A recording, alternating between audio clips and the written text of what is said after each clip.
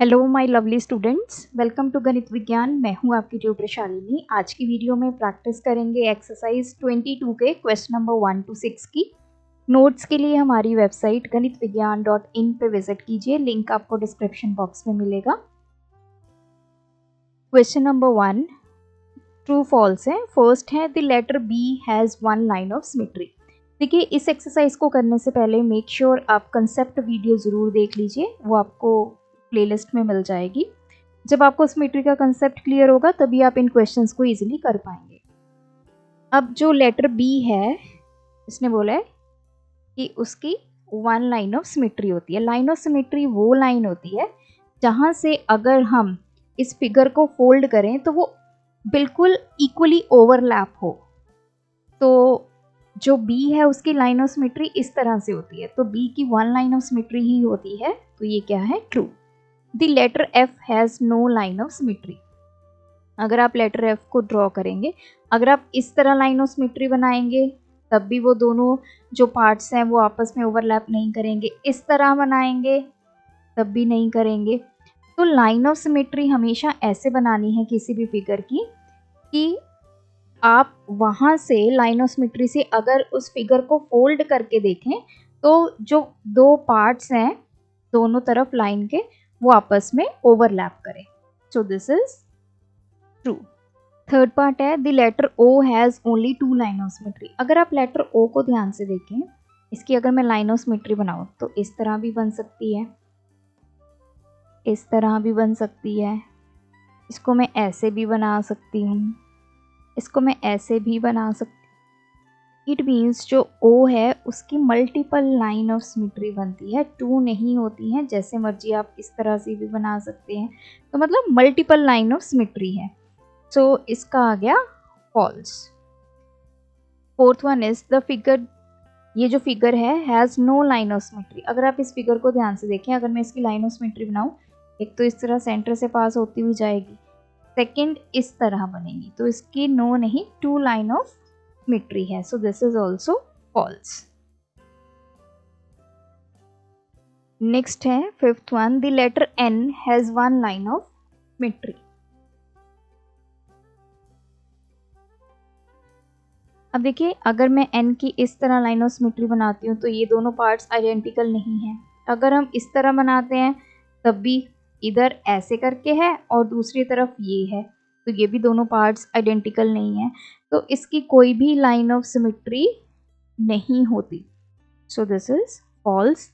This figure has one line of symmetry. इस figure की अगर मैं लाइन ऑफ सिमेट्री निकालूं तो एक तो ऐसे हो जाएगी, एक इस तरह सेंटर से, ये और ये पार्ट भी सिमेट्रिक है, तो इसकी वन लाइन ऑफ सिमेट्री नहीं है, इसकी टू लाइन ऑफ सिमेट्री है। Next is letter D has only one line of symmetry. D की देख लेते हैं, तो ये बनेगी डी की line of symmetry. So this is true. सिर्फ एक ही लाइन ऑफ सिमेट्री होगी। A scalene triangle has three line of symmetry. Scalene triangle क्या होता है? जिसकी कोई भी साइड आपस में इक्वल नहीं होती, सभी साइड्स डिफरेंट होती हैं। तो डिफरेंट होंगी तो उसकी कोई लाइन ऑफ सिमेट्री नहीं बनेगी, थ्री नहीं होगी, जीरो लाइन ऑफ सिमेट्री होती है। This is false. Three line of symmetry होती है आपकी इक्विलेटरल ट्रायंगल की।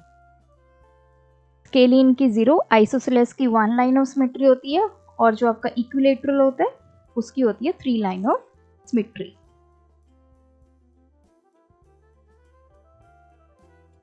Question 2 construct triangle ABC in which AB equals to AC, और ये दोनों 5 सेंटीमीटर हैं, BC 6 सेंटीमीटर है। Draw all its line of symmetry. इस क्वेश्चन में हमें ट्रायंगल बनाना है जिसमें AB और AC आपस में इक्वल हैं।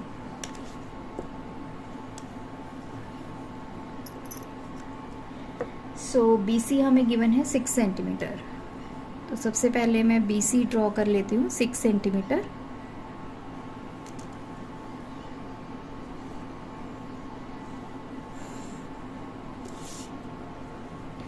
This is point B, this is C, ये है 6 सेंटीमीटर।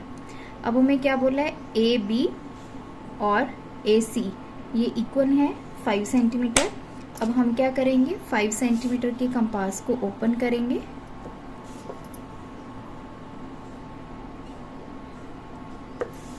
बी को सेंटर रख के एक आर्क लगाएंगे और उतने ही रेडियस आपने ओपन रखना है 5 सेंटीमीटर। फिर सी को सेंटर रख के एक आर्क लगाएंगे जहाँ पे ये कट करेगा। This point is A.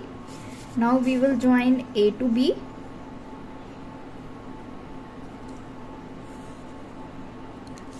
and A to C.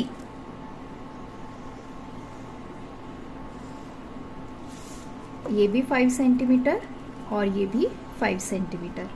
अब हमें क्या बोला है, draw all its line of symmetry. अब ये कौन सा ट्राइंगल बना, जब हमारी दो साइड्स इक्वल होती हैं तो ये हमारा आइसोसेलेस ट्रायंगल है। और आइसोसेलेस ट्रायंगल की कितनी लाइन ऑफ सिमेट्री होती है, 1।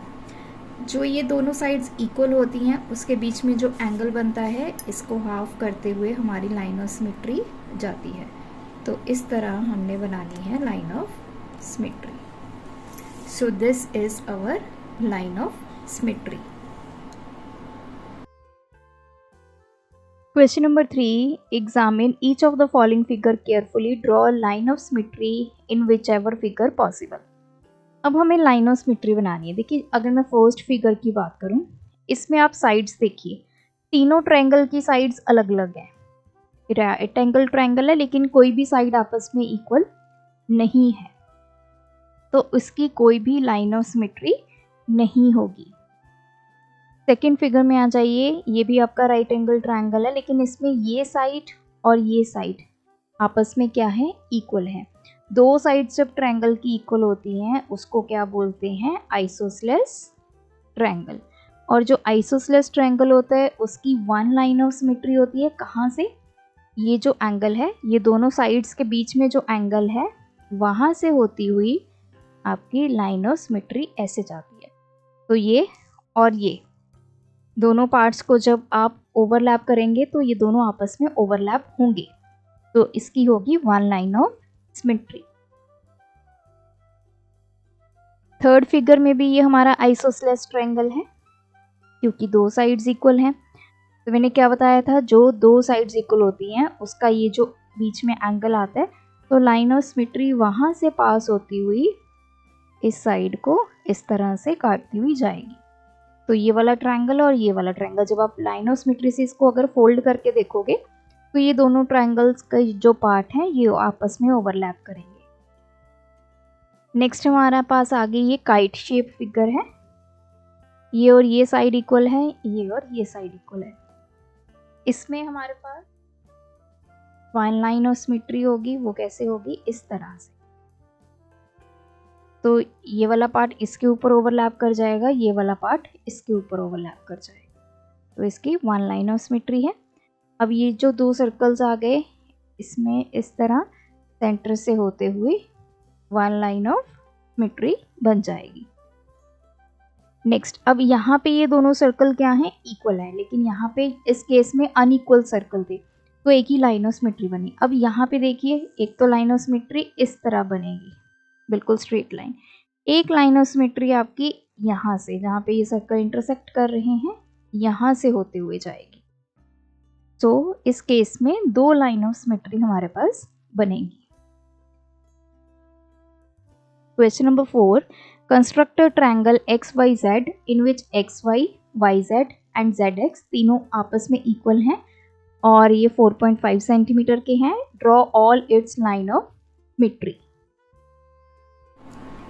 क्वेश्चन नंबर 4 में अब हमें तीनों साइड्स इक्वल गिवन हैं, तो आप कोई भी साइड बना सकते हैं।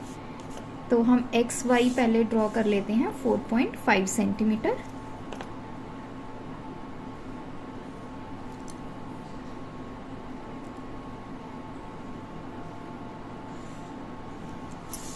सो this is point X, this is Y, ये है 4.5 सेंटीमीटर।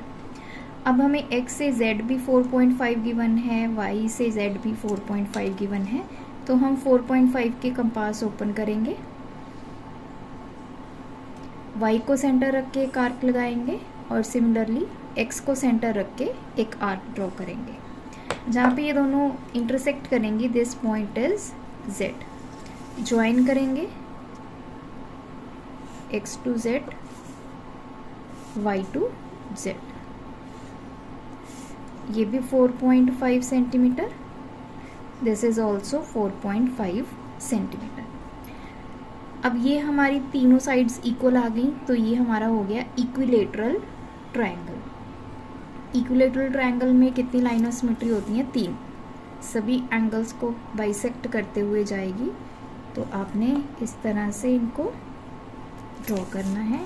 एंगल Z को बाइसेक्ट करते हुए, फिर X को बाइसेक्ट करते हुए एंड Y को बाइसेक्ट करते हुए।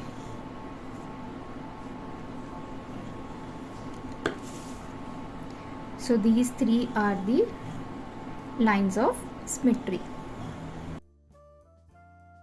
Question number 5. Construct a triangle ABC in which AB and BC are equal. और ये 4 सेंटीमीटर है। Angle ABC is 60 degree. Draw its line of symmetry. Question number 5 में अब हमें दो साइड्स इक्वल गिवन है, AB और BC 4 सेंटीमीटर और एंगल गिवन है B 60 डिग्री। तो सबसे पहले आप चाहे AB बना लीजिए चाहे BC बना लीजिए। 4 सेंटीमीटर की ड्रॉ करेंगे। Let's draw AB 4 centimetre.